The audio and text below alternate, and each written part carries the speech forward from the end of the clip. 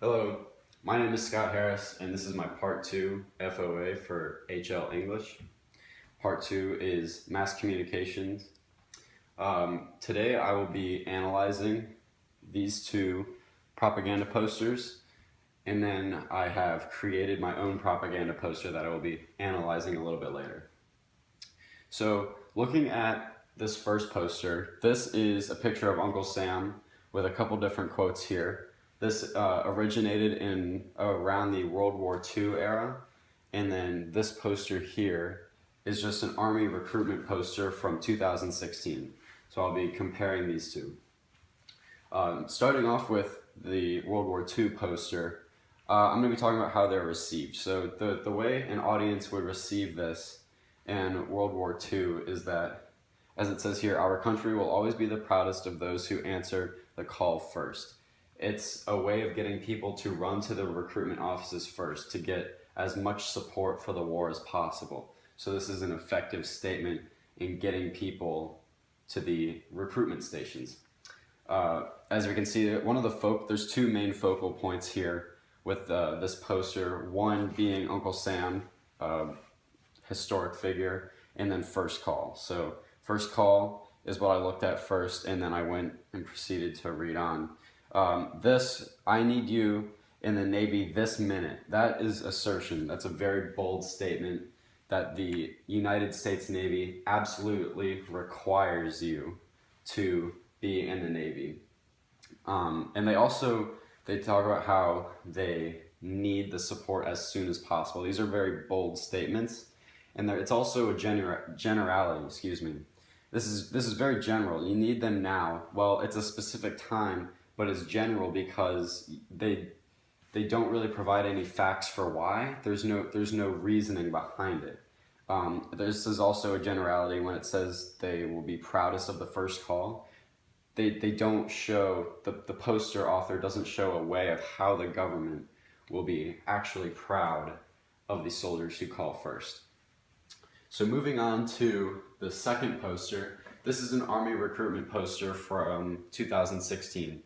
Now, the first thing I noticed when I saw the difference between these two is that this Army poster, has no words on it, except for the U.S. Army, but this is just their insignia. That really struck me because this poster is really up for interpretation by the audience. So one main difference between the modern poster is that the audience member, they have to take a step back and examine the poster for a while, whereas you can just read what the first one says. So when I looked at this poster, I got a nationalistic feel. It gave me just a sense of this is the epitome of the greatest army in the world. This one also uses a little bit of sense of pathos, which is the appeal to the emotions. The focal point would be this soldier in the middle who is walking off. In the background would be the American flag. So it's a very nationalistic view. It's also simple. So one modern technique is simplification. This is very simple. It's just got the Army insignia, and then basically the idea is to let the audience member interpret the poster. So as I said earlier, for my FOA product, I made my own propaganda poster. I used more of a modern approach to it. I talked about terrorism. So going into this, looking at my poster, the focal points would be these green areas. That's what I would look at first. It says, join the fight against terror. It's the right thing to do.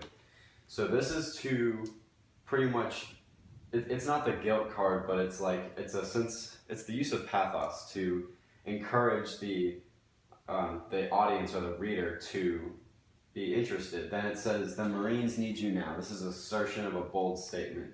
This is a very serious thing to say, that the U.S. Marines absolutely need you now. This is really the home run, though. You could prevent the next 9/11. That's what really connects to the reader. Like I said, that's the use of pathos. Moving into the next part of my poster is the pictures. This is a really important part of the poster. So on the left side here we have two American soldiers in both pictures helping Middle Eastern children, whereas on the other side we have This picture here is a row of ISIS soldiers killing their prisoners, and then here we just have a frightening picture of ISIS. So this is a form of simplification. I put this simplification into my poster because that seems to be a good modern technique these days. There's no need to complicate things, where if you can just limit the amount of information in there, it gets the point across. So this poster really doesn't give the audience member much of a choice to think about which side is the good side and bad side.